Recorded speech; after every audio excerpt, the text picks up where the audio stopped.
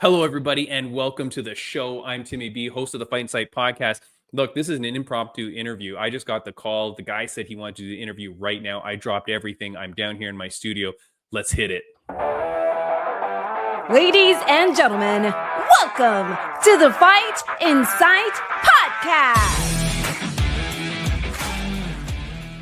He's here. He's here, our guest today. He's an incredible man who changed his life around with the help of martial arts and is now one of the hottest prospects in the middleweight division of the UFC, conducting himself as a true gentleman and a true martial artist. Nothing can stop this tough veteran, not even the social media and the media, MMA media, which we talked about it last weekend, which is why I really wanted to have you on. Tresean Gore. He's currently riding a 2-fight vicious win streak. The man has his wife, son, and fans around the world supporting him, getting him to where he wants to go. Please welcome Mr. Vicious Tresean Gore. How you doing, my friend? I'm doing really good, man. Thank you for the awesome introduction. Hey, man. Look, you deserve it. I love your nickname. I did bring a prop for me to have while I interview you. There's my Mr. Perfect cup. So... Mr. Perfect. I gotta get a Mr. Vicious cup. That's what you need, my friend. You need a Mr. Vicious cup, man. Look, Mr. Vicious is an incredible nickname. So before I get to anything, man, where did that nickname come from? I got it from my coach after a jiu-jitsu tournament. Nice. I topped out a black belt when I was a 3-stripe white belt. And my coach at the time, Shane Briggs, he was like, man, that was so vicious. He was like, I'm going to call you Vicious from now on. And it stuck. I like it, dude. That's one of the best nicknames in the UFC right now, for sure, man. Mr. Vicious. Thank you. I always loved, growing up watching WWE wrestling, man. It was always Mr. Perfect, Mr. Wonderful. So to see Mr. Vicious, that's a good one, my friend. Well, thank you, man. I appreciate it. Yeah, man. Now, here's the thing. For people that don't know you, you have a very interesting backstory that was detailed a lot on The Ultimate Fighter when you were there. So I was really happy to see that you got a lot of airtime to get your story out to the world. Before I get to the other stuff, was that important for you? Did you like that they talked about your upbringing and how you came into the world and how you came into mixed martial arts? Well, I mean, my upbringing is a lot of the reason why I fight, so it had to be highlighted, Yeah. So yeah, I didn't mind talking about it and letting people know where I come from because I'm proud of making it from those circumstances. Yeah, man. And I think it's really amazing because now you're such a family guy, right? Your beautiful wife and your son, who I just saw before we started the podcast, right? That's a huge inspiration to you. And everything you seem to do is so that you can honor them and give them a good life. For sure, man. And yeah, man, my family is a huge key part of it. And God blessed me with them for sure. From the situation with my mother on drugs and my father and all that. We all know that, but God has blessed me to overcome and, become my own man and break generational curses. Yeah, that's I'm still breaking them right now as we speak, It's a never ending battle with this thing called life we live, No, it's very true, man. And there's so many, what I really like is that there's so many UFC fighters right now that are speaking out about that kind of stuff and helping people, get out of addiction, get out of bad places. Jared Gordon, who I had on this podcast, he's a huge guy around that, right? Around men's mental health, Patty Pimblett as well. So it's a real good talking point that a lot of you fighters are really standing up for and helping people change. Yeah, bro. I mean, we're all standing up for something because why have this platform and not use it to help people, Right. No, definitely, my friend. It's not all about us, It's not all about us. It's about, being a champion in and out of the ring. At least it is for me. Yeah, for sure, man. And look, aside from your incredible fighting, what really stood out to me is the way that you handled media, And so I did play this last week. I played it for Bam Bam Barberena, and we were talking about it. One of the things that I've noticed in the world is that the MMA media really tries to sucker people into things lately. They'll try to get you to say something so that there's clickbait. And so for those that weren't watching last week, let me just play this quick clip if you don't mind. This is just the beginning of the interview. So I just want to give people a little context of what I'm talking about here. On the broadcast, Bisping, when you took him down, kind of seemed like, oh, that was the wrong move. When you were doing that, were you able to hear that kind of criticism? Did you know what? Man, Bisping literally always does that. I don't know why. Like, everything I do is just untechnical and wrong. All right. You heard that there? Yep. So here's the thing, Tresean, and this is why I'm so proud of you, man. And this is why I really wanted to be able to speak to you. Because to me, that question was really trying to get you to start talking crap, saying some bad stuff, and then it would become clickbait headlines that Tresean Gore wants, has beef, blah, blah, blah, whatever. But you turned that question around, man, and you were so respectful in saying, like, hey, that's a champion. I aspire to be like that. And you really had a great answer to then where the media person then says, oh, well, yes, yes. He then later said that you did the right thing. And she kind of like doubles back on the question, but it's like, hey, you were trying to set my man up here. Do you Yeah, realize man. do you Yeah. realize that when that question's happening? Like, do you realize what they're trying to do to you?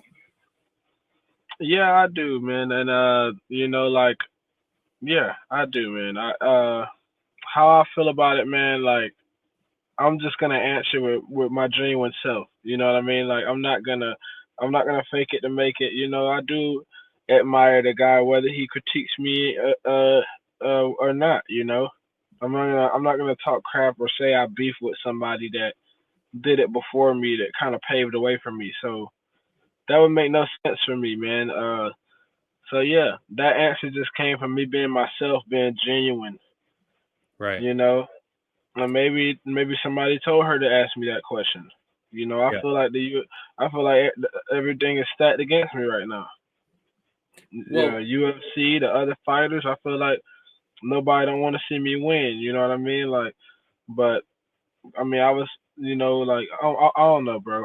I'm gonna just fight my way to the top. That's all I'm gonna say. yeah, man, for sure. And here's the thing, Trayshawn. I'm interested in what you're saying here because when you say people don't want you to win, and I've spoken with other fighters at the UFC that have also kind of said that. Can I ask what you mean by that? Like, what do you mean they don't want you to win? Uh, man, like it's hard to say, man. Like you know, I haven't fought in so long, so the UFC they kind of just threw me on the prelims, didn't give me any promotion, and nobody even knew I was fighting. Like, and I get it. I mean, I have to fight my way back, earn my spot back to the main card and all that, and eventually main event. But it just kind of sucks. Like having no promotion, getting no bonus when I moved my family across the country to Arizona. Uh, and I just bought a new car. Paid off, thank God. But it's just like, and on top of that, like, other fighters look at me, they saw the past losses that I had, and they think it's easy pickings over here, and I don't like that. I really truly don't, and I'm gonna sleep these guys. I really am, man. Like I'm not saying that in a like cocky way. I'm actually very serious. I'm gonna sleep people when I come back because I'm figuring out myself a little more. I'm figuring out how to use the power God gave me. Well, that's the thing, man. But so do you mean that the promotion or when you say promotion, you mean like in terms of like highlighting that you're on the fight, like literal promotion just on their social media and stuff, saying that hey, I Tresean wouldn't Gore is say the coming I up? wouldn't say the promotion is. I'm not saying the promotion is against me, but like I guess like sometimes you just feel that chip on your shoulder. Like I'm not a preliminary fighter. Like I'm the main event guy. Like you just feel that chip on your shoulder, and then uh you just want the respect that you feel like you worked for these 13 years. I've been working for 13 years, so you know I just feel like what it is like the UFC wants me to earn my respect back in their way because I didn't fight Bo Nickel when I tore my scaphoid ligament in my wrist. I didn't fight when I tore my labrum in my left shoulder as well. And they just want to see if I'm gonna show up, and I'm gonna show them that I'm gonna show up every time and show out. So it's all good. It's all good. That's just how I feel though. I just feel like the world's stacked against me. Dude, yeah, but look, man, your last two performances, absolutely bonkers. Like crazy, crazy performances, man. Coming back, like you said, from those injuries, the layaway that you had, and you bounced back, man. I was talking with another fighter before, and we talk about this on the podcast a lot about like, to me, the biggest thing, that the biggest character that someone can show is how they react to losses. Like, how do you bounce back? And you have like changed everything. Like, you've figured out how to win at the highest level. You are sleeping, dude, earning bonuses, man. I really hope that you believe and that you see that like sky's the limit for you, man. I do. I do. That's why I'm here, man. I'm not here to just be in the roster. I'm not, Yeah, and as far as the losses that I took, like they were against people that I know I could beat. So that easy. Like I know I can beat the people easy that I lost to, and uh, you know, like I said, those losses kind of humbled me. They brought me down to earth more, and they made me realize, like big boy, daddy's doing an interview right now. I'm gonna be in the house. Go in there with mommy right now. My boy's trying to come out. Come here real quick. Say hey to everybody.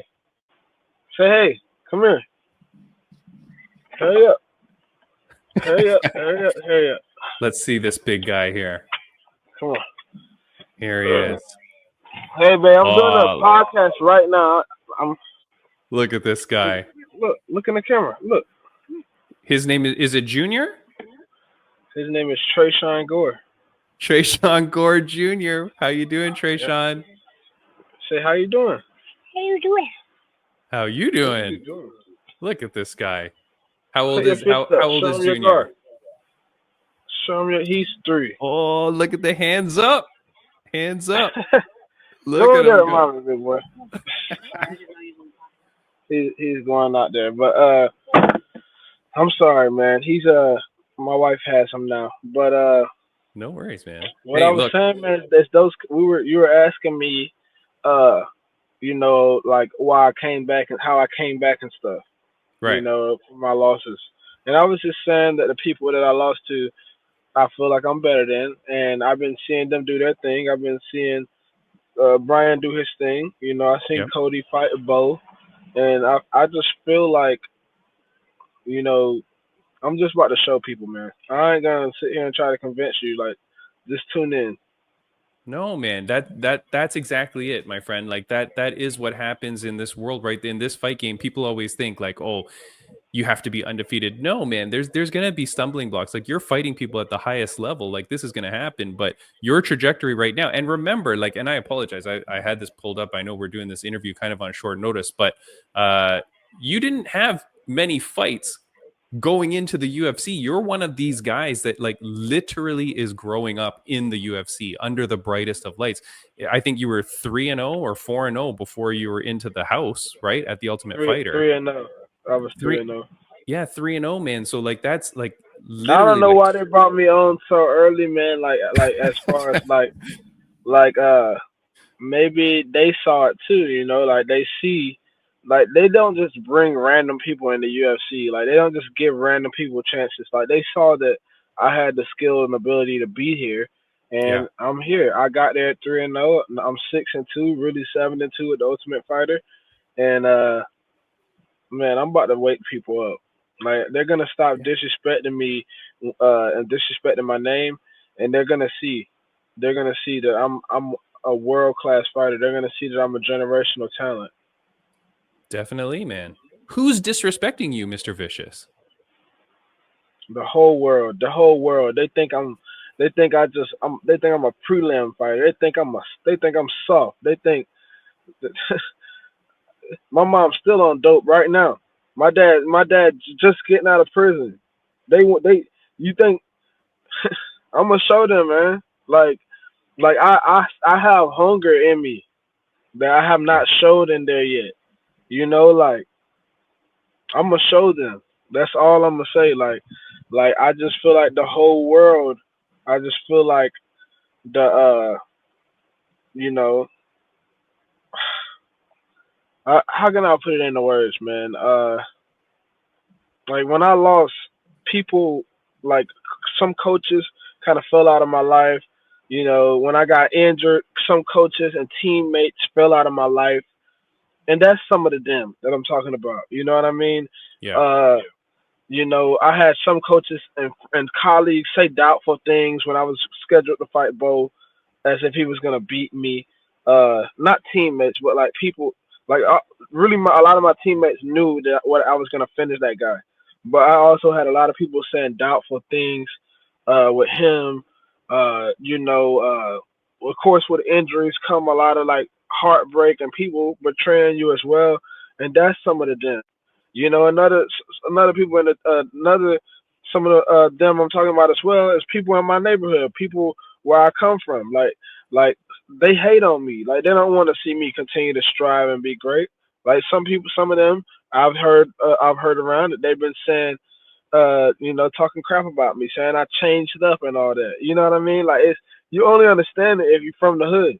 You know what I mean? Or you from like not even necessarily the hood, like a ghetto or area where it's a lot of drug traffic or something like that. Like that's where I come from. You know what I mean? Like Right. so that's the dem I'm talking about. That's the dem I'm talking about. Even my own father, you know, like he's the dem. He wasn't there. I wanna just continue to rise and be the opposite of him and be better. That's the them I'm talking about. I want to prove them wrong. You know, and it ain't even just about proving them wrong. It's about proving me right. I've been believing I'm gonna be the greatest ever since I've been out here trying to make my way in this sport. I've been believing this. That's why I started training. When I first started training, I mimicked GSP. I mimicked the Spider Silver. I mimicked all the greats because I want to be my own great. And one day they will call me great, but they don't have a choice. Yeah, man. Dude, I love your passion, man. And look, if that is what it takes to drive you towards the success that you have, then man, keep that fire in you, man. Like, look, everyone is motivated and inspired by different things, and I can see the passion in you, man. Like every interview that I see of you, man, it is a true Tresean Gore that you're getting. You're a personable guy, man. You've got all that fire in you, man. Don't let that die, my friend. Like, really, man, this is what's gonna about to change your life, you know? Like, I It just want you can't to die, know. bro. It Yeah. can't die. It can't die. I'm so sick and tired of people thinking that you know I'm a prospect, you know, and just thinking that I'm not a contender and thinking that I'm not that I can't do it. My whole life, they've told me I can't. My whole life, bro. You called me on a day where I was already in my emotions. My whole life, they told me I can't. I'm that kid that used to have the same clothes on. Five outfits per year when I would go to school. You know what I mean? My whole life, I've been the one doubted. I've been the one not having. You know what I'm saying? Like I'm just ready, man. I'm just ready to just go to another place in my life, bring my family to a whole nother level. Um, and they won't win this time. Like it's not it's my time, man. It's my time. Um, you know, I watched my mom transform from a regular person to a full blown fiend. You know what I mean? Like that stuff really messes with you. And my mom don't like me talking about her addiction on interviews, but truth be told, like she's one of the things that drive me forward. You know what I mean? Because truthfully, it's hard to feel like you made it when your family is still hurting. You know what I mean? And I'm just ready, man, to just really just. I want to do this on another level, bro. Like all Yeah. these fighters, they're just in here throwing punches. Like I just want to do this on another level, and I just pray God gives me the strength to do it on the level that I'm craving for. For sure, my friend. And he will, man. He will. Like, and already your life is like a testament to all that. Like, it's a testament to your family. It's a testament to your belief in God. It's a testament to like yourself. You know, like everything you are doing, man. Just know that there's people like Timmy B and the Fight Insight podcast and people out there that are watching you and that do believe in you, man, and that you're kicking ass, man. You're doing the right things, my friend. I feel And I like I'm appreciate. not though, man. I feel like I haven't started yet. All right, like that choke, I was happy, but I was also sad because I was like, dang, why they gotta have all these knockouts tonight? I get my submission. Like all these Well, bullshit cards that I watch while I've been out, they yeah, want yeah, to knock everybody out when I come back. And I was yeah, like, damn, like my biggest regret in that fight was not putting his lights out. But Antonio was right, a nice guy, and he was a very nice guy. He was a cool guy, and like I'm glad I didn't have to hurt that guy too bad because I liked him. You know what I mean? sure, I like battle when I fought him. That's why I let him pick his mouthpiece up multiple times. That's why I never really went for the kill. You yeah, know what I mean? But that's like now I realize you never be nice in there. You never let somebody get their mouthpiece. You go, you kill, and that's yeah. Well, why what I've been doing. no, that's what I was gonna say though. That mentality's got to change though, right? That you cannot allow that to happen. You know And what you I can't mean? fight dumb. You can't go Yeah, in of there course. and do the same leg kick and spam the same leg kick over and over again like I did against Brendan. You can't do dumb things in the highest level. Like, and I didn't know that because I didn't have a team telling me. I didn't have the coaches telling me. Now I do. At the Yeah, MMA lab, I have accountability, and I've evolved. Like I have an IQ now. I'm gonna be picking people apart in there, and I'm gonna be throwing a lot of volume now. Doing things that I didn't do in the past because I'm just evolving. I'm 30 years old, and like you said, the sky is the limit. I did not come this far to let somebody bring me back down. I didn't. yeah. No, and I do want to say, All like, hey, all glory to Christ Jesus, bro. All glory to Jesus Christ. Like I don't know who's gonna watch it. This video is probably gonna get 200 views, bro. They don't give a damn about me yet, I'm gonna huh? pump I'm gonna pump. I don't want to swear because I know you don't like swearing. I'm gonna pump the crap out of this, man. People need to see you. That's the thing. I know, but I'm saying, bro, that's one of the damn I'm talking about. Look, this video is gonna probably get like 200, 300, 400, maybe 500 views. Like from now on, when they start seeing my name, they're gonna click. But now when they see me, they're just like, oh, that's just that guy that got the choke. Oh, that's the guy that was on the Ultimate Fighter. Oh, Brian's better than him. Oh, scroll. You know what I mean? Like Right, right, I right. don't like that. I don't like that shit. You know what I mean? Like I know I'm elite. I know I'm the type. I believe in the Bible so heavily. Like I believe what I've been praying for. I've been. The Bible says when I believe what I've been praying for, and I believe I'm gonna get it. I'm gonna just Yeah, keep working. And like I said, your video might not hardly get no views because right now they don't respect me. But these people are so lukewarm. When they see what I'm about to do to these guys, they're gonna be clicking this video, coming back, revisiting it. yeah, At first it might not blow up. It will pop off when I become champion because I will become champion. I will become champion in Jesus' name. I won't stop. I'm a grind. I'm a grind, and I'm gonna grind so hard that that everything will have to move out of my way. Just watch, bro. Watch the next fight. You thought that choke was something, bro? I haven't even showed them my stand up yet. Like, and I'm not saying this in a cocky way, cause these dudes could knock my ass out of my next fight, bro. They could TKO me. I'm in a crazy dangerous sport, but I'm speaking through faith, bro. I can't see the other side, but I know God is with me there on the other side, and I believe I will stand victorious. I believe it too, man. I believe it too. Look, I from all the things you're saying, man, and I wish I could talk to you forever, dude. And I do hope that you come back on the podcast as well. I know my co-host Ringside Rain would love to see you, and she probably would have a million questions for you as well. But here's the thing, man. It's funny because last week we were talking about the like where people fight on the card because of course a few weeks ago now, by the time this airs, like Aljamain Sterling was upset that he was on the prelims. Chris Weidman and stuff like that. The media was saying like they shouldn't be on the prelims. Well, these are You, champions. These are champions. Like let's get that straight before we keep going. These dudes got every right. I gotta just shut the hell up in this fight. But I'm just saying, in my own mind, like I feel like I'm a champion, a future champion too. So yeah, give me a main card spot so I could show people, so I could be promoted, so I could build my following.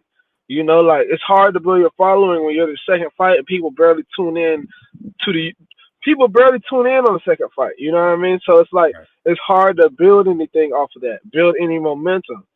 Yeah. But So to you, before you but keep going, those boys are champions, bro. Aljamain and Weidman. Chris Weidman are champs. They did it. They did what I'm trying to fight to do. So Right. damn right, they don't deserve to be on the prelims. Me, Right. I kind of do deserve it because hey, I didn't show up 2 times that where I should have, but I was hurt though.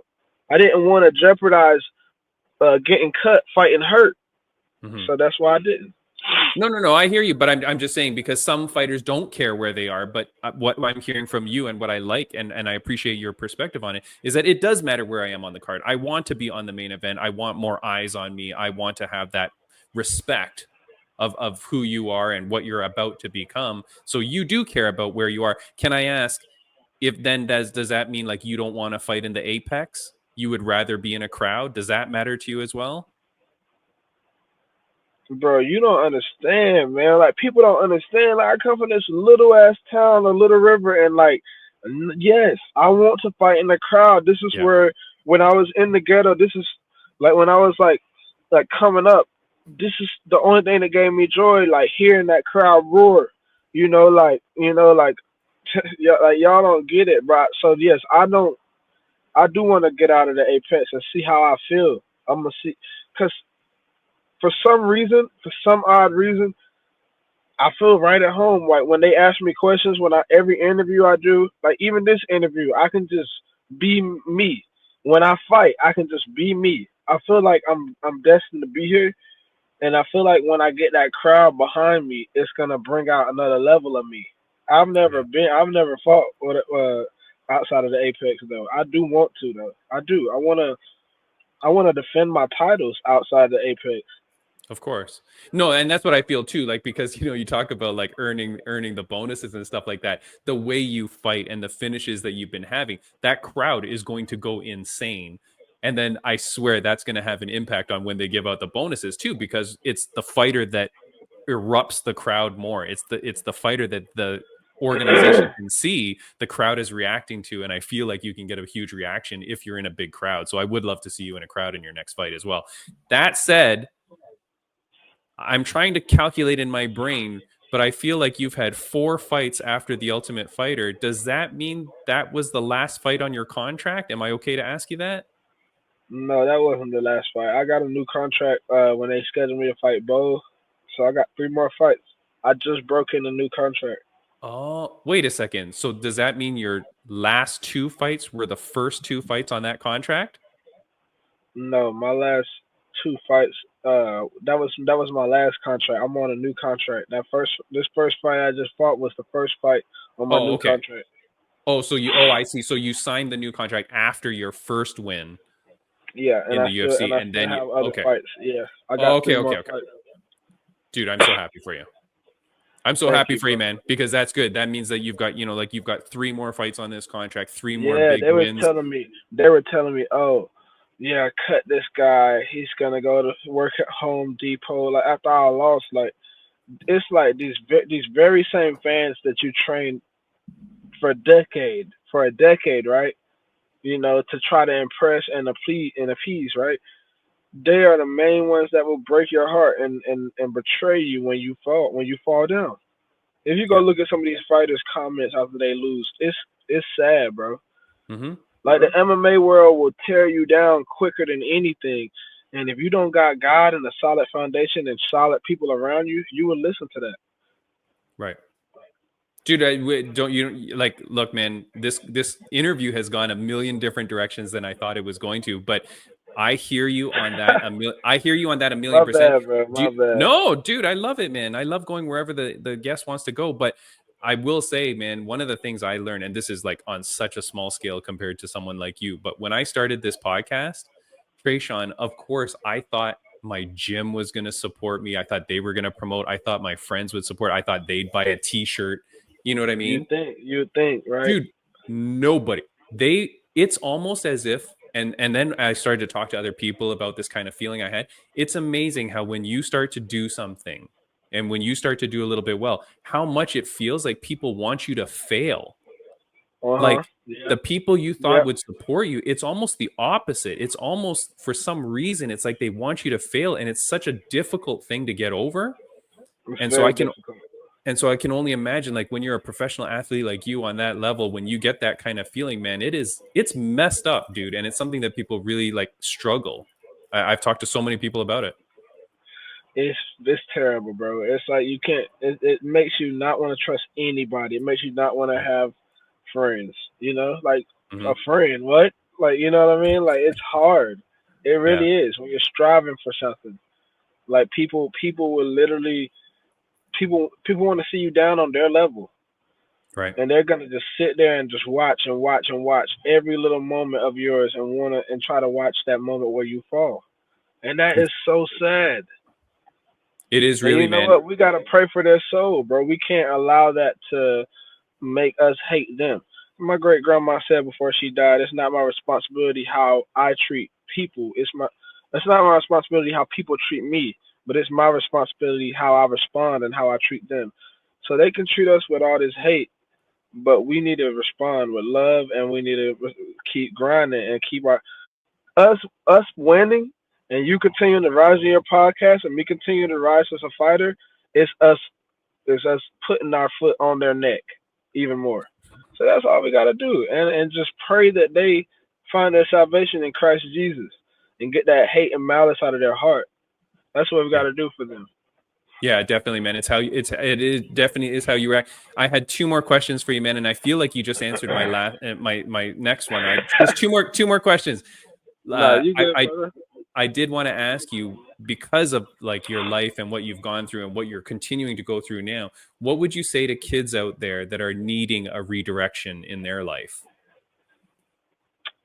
Uh, man, I would say pray. I say pray. I would say pray for sure because it's like I could sit here and tell you everything I did, right? I. But to be real with you, it was God that got me where I'm at today. And I can't do for you, the kids that might view this, I can't do for you what He would do for you. There's no words I could put in to what God can do for you and what getting to know Jesus Christ could do for you. I know y'all hear Him, athletes, say His name every day. I know y'all hear uh, Him in church. I know y'all see priests that molest kids that believe in Jesus, right? So y'all are like, I ain't gonna believe in that, right? Nah, that's disgusting. Cause, but bro, like that ain't Jesus that told them to do that. I want y'all to put the skepticism down about Jesus, and I want y'all to pray. That's how I want y'all to do.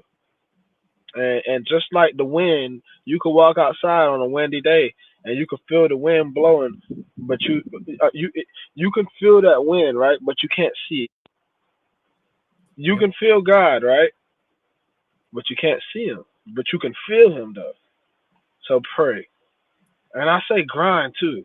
If you're in a situation where you're in the hood, don't stay there. If you live in Georgia, if you live in Louisiana, and there ain't no good gyms in Louisiana, then boy, you better get on that Greyhound. If you gotta go to China, if you gotta go to Las Vegas, if you gotta go to Russia, wherever you gotta go for your dream, go. 'Cause that's my mindset right now. I went to Georgia first. Now I'm going to Arizona. Yeah. You think I want to leave my home state of South Carolina? That comfort, that beach. I'm from the Myrtle Beach, Little River. Yes, but I left though because anything out, if you're outside of your comfort zone, then you're winning. But if you're in that comfort zone and you're just like, you know what I'm saying? That's a way to lose. So Yeah. that's my advice for the young ones. That's my advice for not even just young ones, anybody watching. Yeah. If you want to be something, then you gotta shake up that comfort a little bit. You have to. You gotta jump off the porch. You gotta trust God when you go. You know what I mean? You gotta know that He's gonna hold you when everything goes sour. You gotta know He's there. Yeah. So that's my advice. I jumped off the porch with $600, 20 years old. No, 21 years old when I moved to Georgia. My wife, 19, $600. That's it. hotels, sleeping on blow up mattresses. You know, like, come on, man, sleeping in the car in the middle of winter. Right. That's Dude, what it takes. yeah, man, it really does. I look, I got one last question for you, and I can't tell you how much I appreciate this, man. Like, I can't tell you how much I appreciate getting to meet you and getting to speak to you, man. And like I said, Brian Bam Bam Barberena, he knows that you train at the lab, so he was like saying, like, this guy's a good guy, man. He's at the lab, like, you know, he's doing his thing, and so I'm really Bam honored. Bam. Shout out to Bam Bam, man. I respect that guy a lot. I've always Yeah, respected him. I've always respected his name. And I look forward to seeing him when I get back to AZ. yeah, for sure, man. Like, okay, so last question I'm going to ask you, but before I do, I did have a joke planned. I didn't know that this interview would get so serious, but I did have a joke planned, so I'm just going to ask you my joke first, anyways. Okay, what is the number one cure for insomnia? Do you know? What is insomnia? Is when you can't Like, sleep, right? can't sleep. Yeah. So if you can't sleep, what is the number one cure? Tresean Gore. I think it's my guillotine. It's either my guillotine or you're it's either a you're very joint. you're very close, dude. It is. It is that leg right there, my friend. Can you see that? That is the right leg of Tresean Gore. I will say, if you grab that right leg of Tresean Gore, you're going to sleep. Do not do it. Oh, I see you've been studying, my friend. Yeah, man. It's Oh, they're thinking, okay, if I'm studying Trey, I'm gonna slam him to the opposite side, right? Okay, then go do your thing that y'all are studying. Go do what you plan and see if it's gonna work when we get in there. yeah. Because when you sleep, when you have conscious from that left hook or that straight right, when you have conscious, it's gonna be hard to defend. Yeah, it's not going to be a good night, man. Okay, Tresean Gore, my last question to you, my friend, and you know, I appreciate you speaking about your family, because the last question that I ask my guests on this podcast is a question that my mom used to ask me almost every day of my life growing up. She would ask this to me. So I want to ask it to you, Mr. Vicious, Tresean Gore, on a scale of 1 to 10, how happy are you? A 5. I like it. Yeah, Can I ask why? And I really appreciate that answer, man, because my number is always very close to that. man. And I just what are we walking around here happy go lucky for? There's work to be done. Like I gotta pay my son's college tuition. I gotta get a house. I gotta get some land. I gotta rise in my sport.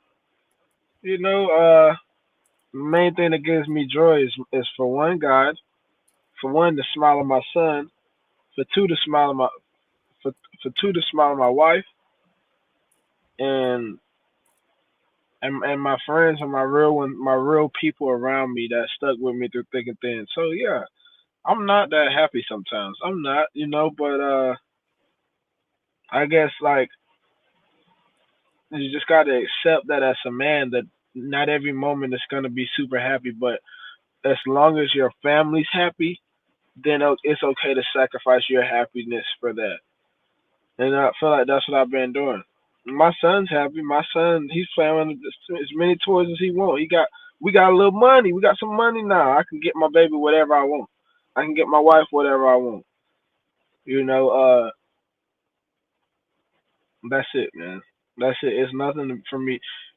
Even when I get the world title, even when I am champion, when they be like, and new Tresean, Mr. Vicious, when they say that all that, I'm still not gonna be as happy because I haven't passed Anderson Silva's record yet. You know what I mean? So it's Yeah. always something to do. It's always new goals. And man, thank you, Jesus, for allowing me to wake up today to even do this interview with you. And that's it, man. That's my answer to that. I love the answer, man. I will say what's crazy is that just in everything that you've been saying today, and the way that you've been answering, and the way that you answered that question, the one fighter that has really mimicked a lot of what you said was Bobby King Green. I don't know if you've met him or you've had the opportunity, but dude, the stuff that you've been saying on this interview is really reminiscent of when he spoke to me. Really? Yeah, dude, both these interviews, man, I'm telling you, this is one of my favorite interviews I've ever done. I've been doing this for 4 years. This is episode 202 or whatever this is, man. 202 weeks I've been doing this. Dude, this is one of Well, I my hope favorite I at interviews. least made the top 5, man. Dude, of course, man. You're there, my friend. Hey, look, my friend, thank you so much for joining the podcast. I kept you 10 times longer than I thought I would. So I really appreciate it, man. You are an awesome dude. I love what you're doing. Stick You too, with it, man. The fire, everything you got, man. Keep kicking butt. And I do want to put Timmy, you keep going too, bro. You keep freaking going too. You keep your foot on the pedal, even when you ain't getting as many views as you want, even when other podcasts, your time's going to come. You just keep your faith in God, bro. We're going to get it. That's right, my friend. Now, look, I'm going to let you go because I know you've got to go play some video games with your son. Yeah. Go play some video games with your little boy, man. And thank you so much for joining the podcast. I really appreciate you, man. This time has been absolutely incredible. I wish you all the best, man, in your futures. And we will talk again one day. One day, man. One day. We were going to talk again. And yeah, dude, thank you for allowing me to come on your podcast. And I hope that the video gets more than 100 views. If it don't, bro, then it will one day. You know what I mean? Like, one day they're going to come back and see these things like, oh, let me look at Tresean's old videos before he did this or before he did that. You know what I mean? So, yeah, man, it's okay. Y'all could just scroll past right now. It's okay. They're coming, man. Little Tresean, like, oh, the nobody right there. Oh, keep scrolling. Okay. My God's going to redeem me. God's going to redeem me. So that's all I'm going to say, man. I love you, bro. You stay up and let's keep grinding, bro. Fight. Hey, y'all boys better tune in and subscribe to Fight in Sight podcast.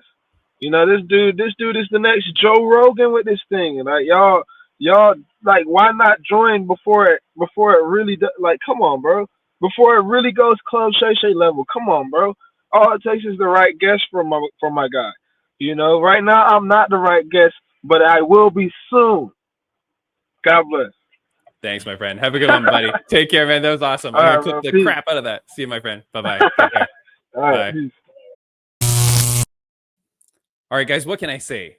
I mean, I did not even think that interview was going to go 15 minutes, and now it's gone like, I don't know, 40 minutes or whatever that was. But man, what an incredible dude, Tresean Gore, Mr. Vicious. Go follow him. Go find him. Go subscribe to him. I didn't even put it up. I was so enthralled with that interview. I didn't even have time to put it up. But there it is at the bottom. He is at Tresean Gore. If you're listening on audio, it's TreseanGore. Go find him on Instagram. Hit him up. Send him all the love, man. This dude, you can hear the passion. You could see the passion in what he was speaking. Tearing up a little bit there at one point. Talking about his family, talking about his son, talking about his wife, talking about where he came from and what he's struggling through and the passion that he has, man, that I don't know. I've never heard an interview get that passionate and just be so revealing, man, about feeling like people are keeping him down. And I know that there's people that do feel like that. Maybe you feel like that in your life, but like, look, just keep growing, man. Keep grinding. Like Tresean said, right? Like, keep grinding, keep pushing through and just achieve everything that you want to, man. This is crazy. This is close to the end. Like, look, you guys know that I've been saying that I'm going to be ending this podcast, and then to hear Tresean say, don't stop, keep going, like that's all the motivation I need, man. Every now and then I get a guest like that and I'm just like, damn it, I cannot stop. So, hey, look, next week we'll be back. We'll figure out what we're doing, but I really appreciate Mr. Tresean Gore, friend of the podcast update. I do want to say thank you to RageWorks Podcast Network. Go check him out at rageworksnetwork.com for other great audio podcasts like ours. All our friends that are fighting all around the world every week, they are just kicking ass. And we're going to see a whole bunch of more people coming back on. We're going to meet new people, come back to our old friends. We're going to do an end of the year show. We've got so much planned. Thank you guys so much for watching. Right around now, this show is going to end. I'm going to put some clips up here or put some videos to show you some old episodes that you should watch and check out. I will put that Bobby King Green one there because if you're new to the podcast and you haven't seen that one, definitely want to check that one out. And it's amazing how much it mimics the two people like Tresean Gore and Bobby King Green to the point where Bobby Green was saying that I'm the next Ariel Helwani, and now Tresean saying I'm the next Joe Rogan. Look, I'm not going to argue with either of those guys. I think they're both absolutely correct that I am the greatest. So, hey, follow and subscribe. Give me some love, and I will see you guys next week. Have a good one. Thank you so much for joining the podcast.